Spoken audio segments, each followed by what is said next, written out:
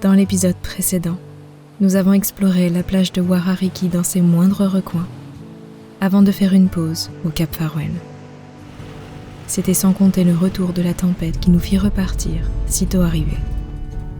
Les conditions météo de la plage semblent tout bonnement incroyables au regard de l'état des routes. Nous passons par les vignes de Blenheim pour parcourir ce long chemin qui nous mènera à la côte est, afin de rejoindre la ville de Kaikoura. Vers la fin de journée, nous ressentons le besoin de nous dégourdir les jambes. Alors nous allons nous balader sur une plage de la Clifford Bay. Sur cette plage de sable noir, nous observons les vagues caresser le rivage. Le soleil, lui, se couche lentement, laissant apparaître dans le ciel des nuances de rose et de bleu.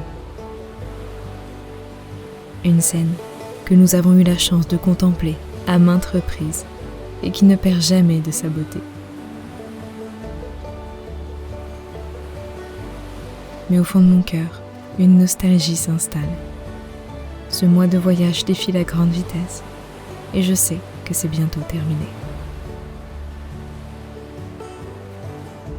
Je n'ai pas envie de me passer du bonheur de se lever chaque matin avec l'impatience et l'enthousiasme de découvrir ce que nous réservera la journée.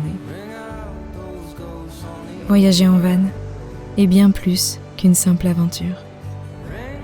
À tel point qu'avec Selim, nous ne nous voyons plus vraiment voyager autrement.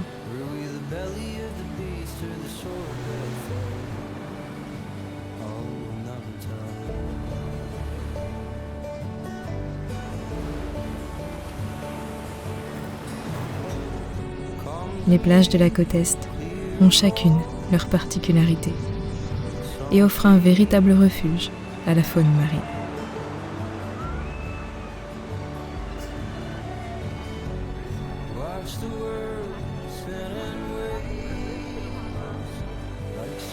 Sur certaines plages, on trouve des paoas, ces coquillages aux couleurs caractéristiques. Ils sont utilisés dans l'artisanat maori pour créer des bijoux, sculptures et autres objets d'art.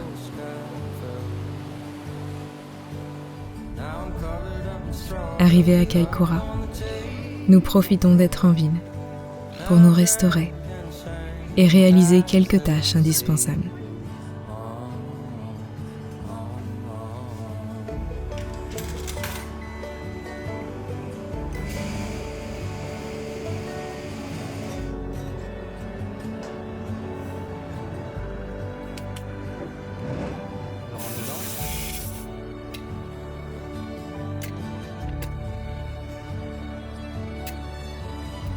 À la tombée de la nuit, nous profitons du calme du bord de mer, en face du camping où nous nous sommes installés.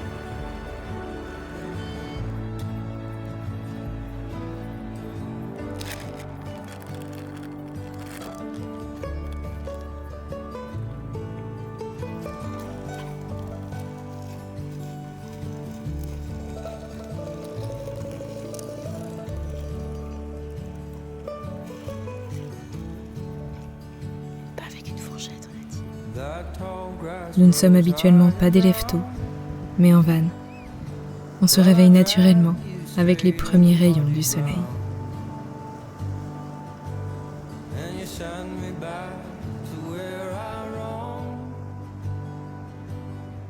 Petit déj avec option séchage de linge. Avec les céréales, Le plus dégueulasse du monde. et le lait écrémé parce que nous ne savons pas lire. Voilà, Voilà. Et ça va parce que c'est que les petits déj de Céline. Lélé. Toujours en train de bouffer sa tartine au Nutella. Un Nutella. C'est comme ça qu'on le prononce, Nutella. La péninsule de Kaikoura est célèbre pour la quantité de faune qu'elle abrite.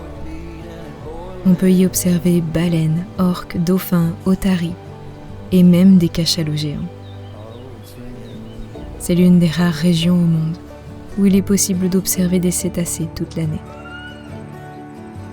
Ces falaises escarpées abritent également de nombreuses espèces d'oiseaux.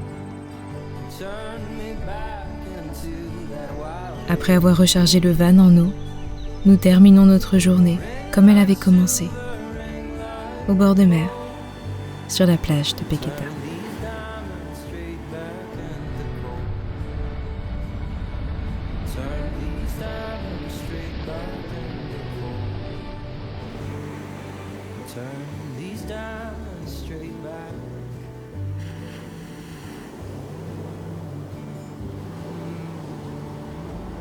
Nous restons à proximité de la ville de Kaikoura, car nous avons réservé une excursion pour le lendemain.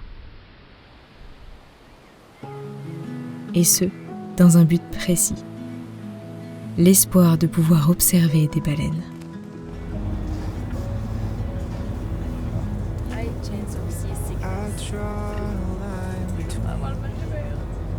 L'équipage nous a conseillé de prendre de quoi lutter contre le mal de mer, car la croisière va être agitée. Ce que nous avons fait.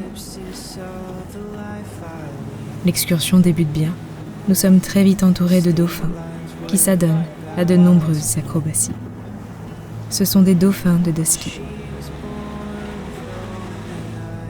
Cette espèce vit en groupe de près d'une centaine d'individus. Nous passons un moment à les observer, avant de nous diriger plus au large, à la recherche de baleines. Et la chance nous sourit. Nous nous trouvons face à un cachalot géant, le plus grand des cétacés à dents. Ils peuvent descendre à plus de 1000 mètres de profondeur à la recherche de leur nourriture favorite, les calamars géants. Le cachalot que nous avons rencontré atteint presque les 16 mètres. Le temps devenant très mauvais au large, nous rejoignons les dauphins de Dusky, aisément reconnaissables grâce à la forme de la bande blanche présente sur leurs flancs.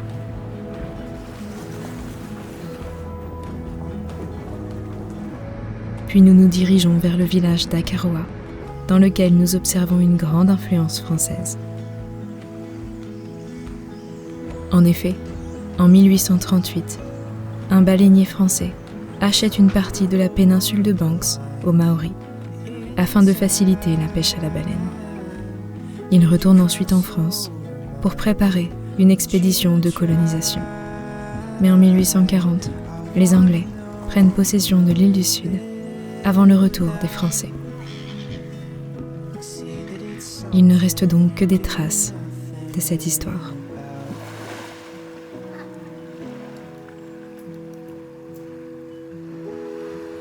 Nous atteignons finalement notre toute dernière étape, la ville de Christchurch, où nous allons voir la mascotte nationale que nous n'avons pas pu observer dans la nature, le kiwi.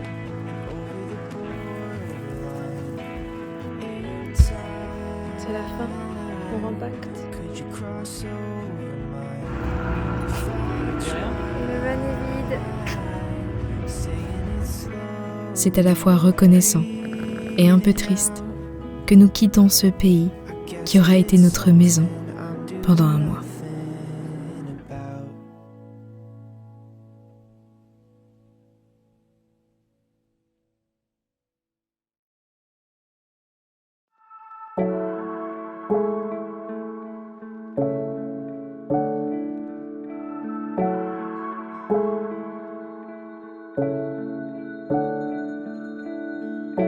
I got lies to keep and you got 42nd Street, painted pictures on the line.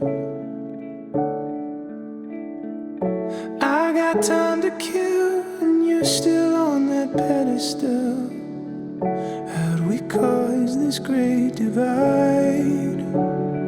Oh, where we go when the walls come down? Oh, where we hide when the wolves come out? Oh, why do we lose ourselves trying to prove ourselves? Why do we lose ourselves?